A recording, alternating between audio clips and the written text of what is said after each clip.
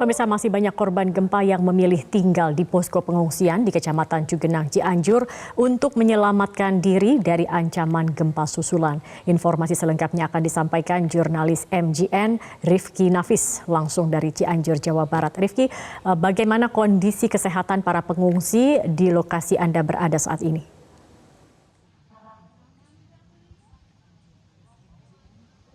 Ya, Zakia dan juga pemirsa, memang saat ini saya tengah berada di salah satu posko pengungsian bagi masyarakat yang terdampak dari bencana gempa di Cianjur, tepatnya berlokasi di Desa Cijedil, Kecamatan Cugenang. Dan memang bisa dilihat saat ini masyarakat memilih untuk berada di posko setelah sebelumnya beberapa dari antara mereka sempat membangun posko mereka sendiri di daerah dekat rumah mereka karena merasa khawatir dengan barang-barang dan juga harta benda yang ada di rumah mereka, dan mereka membangun posko itu untuk menjaga harta benda dan juga rumah mereka. Dan kalau kita lihat saat ini, meskipun dalam kondisi sederhana, namun kabar baiknya adalah posko di salah satu desa Cijedil ini sudah menggunakan tenda tertutup berbentuk peleton, dan bisa kita lihat memang ada dua buah tenda yang dibangun di salah satu posko ini di Desa Cijedil, Kecamatan Cugenang, yang sudah bisa ataupun optimal menangkal cuaca buruk maupun hujan. Namun memang kondisinya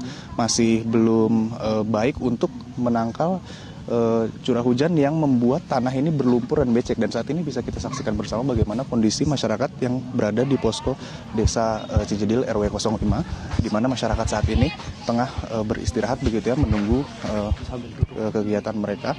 Dan saat ini juga kami sudah bergabung dengan salah seorang penghuni posko yang kebetulan juga sebagai ketua RW dan juga penanggung jawab di posko RW 05 ini, dengan Ibu Yuyun. Ibu Yuyun, apa kabar? Bisa Ibu ceritakan bagaimana sebenarnya kondisi masyarakat di posko ini, terutama kesehatan mereka? Alhamdulillah, kalau untuk kesehatan kita sudah ada tim dari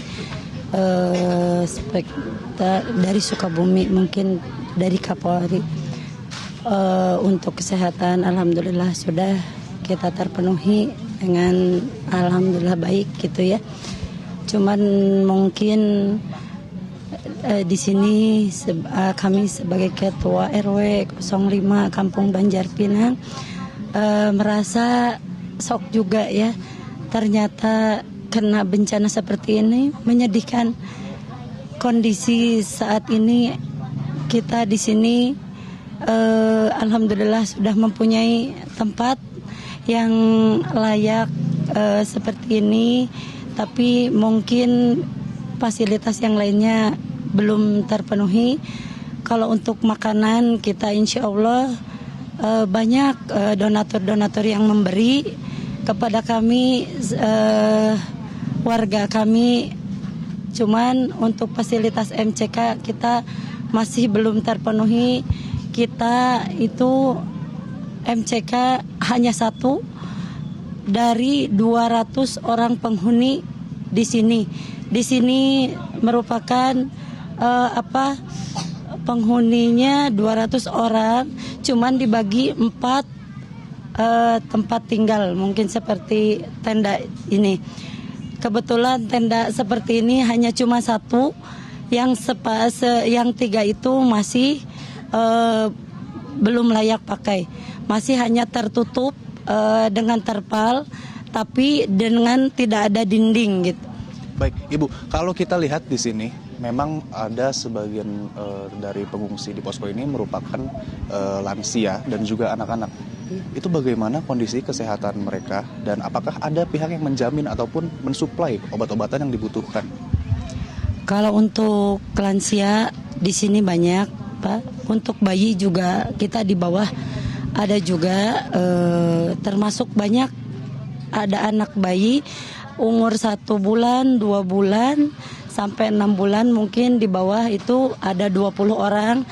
Tapi untuk fasilitas kesehatan kita alhamdulillah sudah ada yang mensupport obat-obatan dan juga kesehatan, itu alhamdulillah.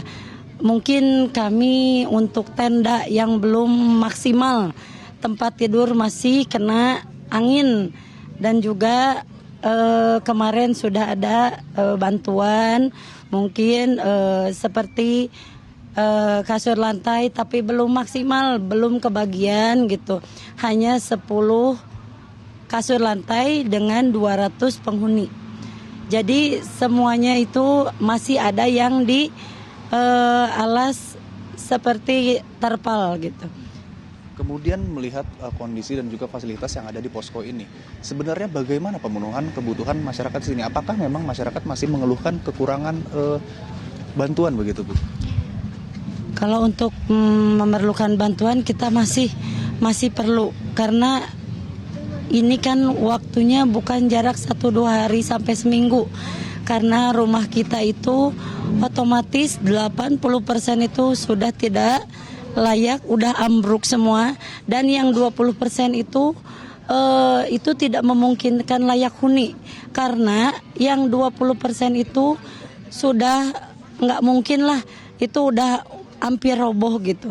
Jadi kita untuk kedepannya nggak tahu kita harus tinggal di sini berapa lama, karena ngelihat kondisi rumah kita itu sepertinya lihatnya juga sedih gitu ya. Tapi mau gimana lagi, Ibu mungkin berusaha kalau bisa kita masih kurang fasilitas untuk tempat tidur dan juga tenda, MCK. Kalau untuk makanan mungkin banyak yang donatur gitu ya untuk kesehariannya. Kami selaku ketua RW mungkin di sini kalau untuk makanan ya kita alhamdulillah, karena di sini mungkin agak dekat ke pusat jalan alternatif, jadi untuk makanan donatur selalu ada setiap hari. Apakah di posko ini masih ada warga yang kehilangan kerabat ataupun keluarganya, Bu? Alhamdulillah di sini tidak ada yang untuk kehilangan, malah kemarin juga ada anak yang belum pulang sekolah, kita cari sampai ketemu. Kami selaku ketua RT RW di sini berusaha untuk keluarga itu ada semua, malah kami sendiri RW-nya sendiri kemarin sewaktu kejadian itu merasa terlunta-lunta, karena kami ibu ini mungkin pulang dari rumah sakit Cimacan, di tengah jalan udah kena longsor, nggak ada jalan yang lain untuk pulang. Ibu sampai turun ke sungai yang airnya sampai sepaha. Kami berusaha untuk pulang, terus naik tebing gunung sampai nangis.